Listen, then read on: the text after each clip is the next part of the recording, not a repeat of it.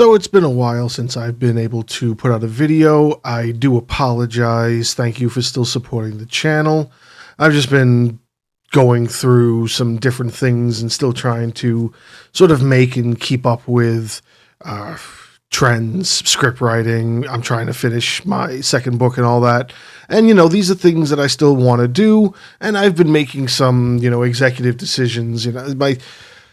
My content stuff is still kind of in its early stages, so I've been making the changes as necessary that I feel would be beneficial to my future as a content creator. So one thing that I have done is I have, if you've noticed, unlisted all of my older Diary of a Cinephile entries, and specifically because I'm kind of disappointed with a lot of them. Like some of those things, if you weren't a follower of the podcast over the 4 years that I was doing it for, you didn't know that some of those things were just... the audio was just terrible, and it got better over the years, of course, as I got new equipment. Plus, I also just got a new microphone. I probably sound a little bit better now, too, over the microphone I had before this.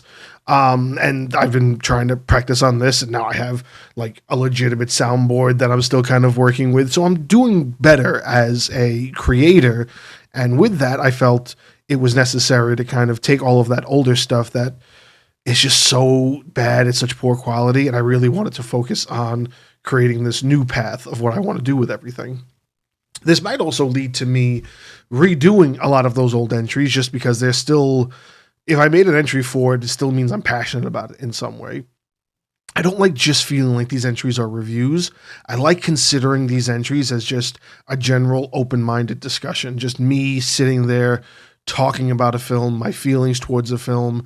You could see it as a review, I guess, but I don't usually like to 100% label them, and sometimes they were just flat out reviews even when I didn't mean them to be, because a lot of the times when you share your feelings about stuff, it feels like a review, but it's still just personable. And I feel like because I bring that sort of my personal opinion to it, it lessens the review quality of it, because the review quality, to me at least, if you're doing a legitimate review on something, it should come from a perspective of generalization. You're not talking about whether or not you like a film or whether you like a movie or a TV show or a series or anything like that. It doesn't matter whether or not you like it. What matters is, based on the broader scheme of things, would everybody else like it? And a lot of the times I always felt that somebody else would like that, but it's more than likely you probably wouldn't, which is why I feel like sometimes I'm in this niche area where there are things that I like that most people don't. One good example is a really popular video on my channel, probably the biggest video on my channel so far, is the 10 completed films you will never see, that first one, which was released over a year ago. That's sitting at something like 230,000 views. And some of the first comments I got on that was... a lot of people really disliking my opinion on Batgirl, which, to each their own. I still thought that it was going to be good. I was looking forward to it, just like I was looking forward to The Flash. The Flash is another disaster of a film that has its own background of misfortune, but I was still looking forward to it. Do I understand that it might have been bad? Sure. Do I understand that The Flash was definitely bad? Sure. But my opinion is still my opinion, and I stand by those things. So that's why this entry, as I'm just talking, giving, kind of a general update on what the future is, we're going to be redoing some old Diary of a Cinephile entries. And as well, what are we doing? We are talking today about Krull. Now, why are we talking about Krull? Because Krull, to me, is just this, it's the epitome of sci-fi and fantasy adventure. There's just something that I just love about this movie. And it's probably because I was one of those that was kind of raised on films like this, just these interesting films you took off the shelf because of the way the cover of the VHS tape looked at the rental store. And you brought it home and you gave it a chance. And Krull is just, I hold very dear to my heart because it's part of my childhood. It's right up there with films like Willow and Star Wars and Puppet Master. Just the VHS era was an era I grew up in.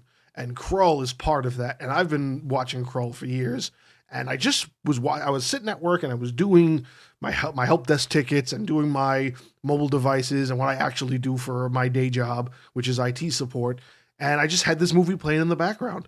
And I caught myself not actually doing any work but watching the freaking movie, because the movie it's so good. It's so like entertaining. It's so much about the sort of the fantasy and the uh what do they call it? I believe I was looking it up too the other day. They called it this space soap opera or this space like rock opera or something. I don't know. I also read, funny enough, that it's inspired by D&D. The guy who wrote the story, he loved D&D, and he sat there and somebody was like, can you make a movie about this?" And he said, "Sure." And that's how you get Krull. So Krull is essentially the first Dungeons and Dragon inspired movie, probably the only one that I've read that has a direct correlation to being inspired by Dungeons and Dragons. Not a Dungeons and Dragons adaptation, just somebody flat out saying this is inspired by. And you don't really see a lot of that, even though you can see the influences of it. Like anything that's fantasy and adventure and sort of mythic in the way that Krull is, or even in the way that anybody who plays Dungeons and Dragons knows Dungeons and Dragons to be, can tell when there's an esque. You know what I mean? Like there's a Dungeons and Dragon esque to something. There's this fantasy esque uh, lore building or environments building that you could tell it's Dungeons and Dragons. And I'll be quite honest, I don't know a lot about Dungeons and Dragons, and I actually don't even see 100% of it in this film. But it's, when you look it up, it's true. It's literally it has a direct correlation or a direct inspiration from the Dungeons and Dragons game, which I feel is one of the reasons why it has this sort of cult following status right now, because anybody who knew of it then really didn't like it. Nobody talks highly of it. There are very few people that I've ever come across that really don't talk about it highly. You don't even see it brought up in a lot of conversations when it comes to Dungeons and Dragon style movies or sci-fi fantasy or even 80s fantasy adventure films. It's kind of very much on the low bar because it's not the greatest film in the world. It's not the greatest written film in the world, but it is fun and it is entertaining. And the only time I ever really saw it really brought up in any sort of pop culture reference was when Family Guy made fun of it. Have you ever seen Krull? No. Yeah, you don't need to see Krull. So when you have this very stylistic film and you have this very interesting take on the fantasy adventure and the science fiction of it all, it brings something out of you as far as like to me at least, the creativity that you can have. I always feel sort of inspired when I watch this film because it's just so unique, especially for the time. You're talking 1983, and there weren't a lot of movies taking, advantage of the way the visual effects were back then. And this kind of tries its very best to do it. We also can't forget, here, let me find him in this really quick while we're watching it. Where is he? Yeah, here we go. This is where they meet the bandits. For anybody who doesn't realize or doesn't remember, bam, there he is. A young Liam Neeson. There he is right there, folks. This is one of the first films that I ever saw with Liam Neeson. I don't think it's his first film ever, but he does have a pretty substantial role in this as kind of like one of the bandits that has the most lines. But yeah, young Liam Neeson, how can you go wrong? Let's also not forget to talk about literally the best weapon in fantasy, in my opinion, the Glaive. I love the Glaive. I love the idea of what the Glaive represents, and the fact that this movie doesn't use it all that much is just such a tease because it's just such a cool weapon. Like, how is the Glaive not the coolest weapon in the world? Like, look at that. That is so cool. And the only other thing I ever remembered that actually utilizes a Glaive to its full potential is it's an old PS3 game. Yeah, there it is. Dark Sector. The only other iteration that I've ever seen of the Glaive in pop culture or anything of that nature. And this is sort of an action game. It's sort of like a sci-fi action game, which is super cool, and it sort of set itself up for a sequel that never happened, which kind of sucks. But yeah, this is the only other iteration of the Glaive that I've ever seen, and it's just so cool. And I just wish it was used more. And it's such a cool weapon. It's such a unique weapon. It's such a I mean, the ring that Xena has in the old 90s show, the Xena Warrior Princess show, maybe that's a Glaive, but it's not the same as this. Like, look at this freaking thing. This thing is dope, dude. What are you talking about? That is dope. That is fantastic. That is fantastic. And then you get the same thing over here. Look at that. Let's go to the where he actually gets to friggin' use it. Let's go all the way over here. Where is he fighting the bad guy and using the Glaive? And there it is. This is just, it's so much fun and entertaining to see the magic part of a lot of this. Like look at that. It's so friggin' cool. I'm sorry. I'm really am part of a small, it feels like a small group of people that really do love and appreciate this movie for what it is. It is just this sort of hidden gem for those who were never really exposed to it. And it feels like it's on that same level as, I forget what year it is, but the original King Kong film. Just the idea of where the special effects were and where the movie magic was for a film like that. You look back at that film and you don't take it seriously if you're part of this generation, because you have CGI King Kong in the most recent, Monsterverse that they're building. That's the King Kong you're used to. You're barely used to the one that came out in the early 2000s, the late 90s. You don't know and care about any of those versions of King Kong, because you got the one that you have now. So you forget about how crazy it was to see the one that people were actually afraid of in like the 1930s. That doesn't bother you at all.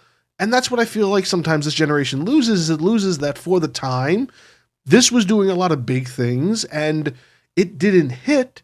And to me, it sort of deserved to. And it finally got its sort of love and appreciation because it is this sort of cult status movie that a lot of people, not enough, but a lot of people do kind of have as like a film they hold to heart, a film they really do enjoy outside of anybody else who has either seen it and hated it or has never heard of it before. And if you've never heard of Krull before, you're really missing out on something. And if you have, I'd love to know your opinion about it or what you love about this film. It just has so many things. There's so much world building that it does. They use so many different aspects of just what fantasy is, yet it doesn't feel crammed. And I think that's one of the other beauties about this film. You get so much, but nothing feels crammed. They stick with something, they explain it to you, and they explain it thoroughly enough that you get it and you move on. You don't have to sit there and dwell. You don't have to be told 1,000 different ways why something is or what something does. You get it and you learn, and you just keep going with it. Very few movies are able to do that these days. I feel like, personally, you can do as much world building as you want, but the ability to explain to people what the world building is for and for them to retain it. I don't know. I still know what a friggin' changeling is because of this movie. You know what I'm saying? I know what the woman in the web is. Like, there's just so many things that it's just so special about this film and about its world building things, its plot devices, all of that stuff. It's just, to me, it's awesome. To me, it's spectacular in the sense of being majestical in that sense. And it could just be me, and it could just be the few people, the 3 or 4 out of every 10 people who have ever seen it or have never seen it that sit there and go, yeah, it's worth it. Or if you're watching it now, you might not find the appreciation of it, but, if you like some good old-fashioned 80s fantasy films, and you never heard of it, I say give it a chance. Like, what do you have to lose, really? If you made it this far, you are awesome. Give the video a like if you enjoyed it, and let YouTube know I'm doing a good job. Consider subscribing to the channel if you haven't already, and check out the other videos in the studio. All of this helps support me and the channel, so it is very appreciated. Whether you're new or returning, thanks for watching. Cheers.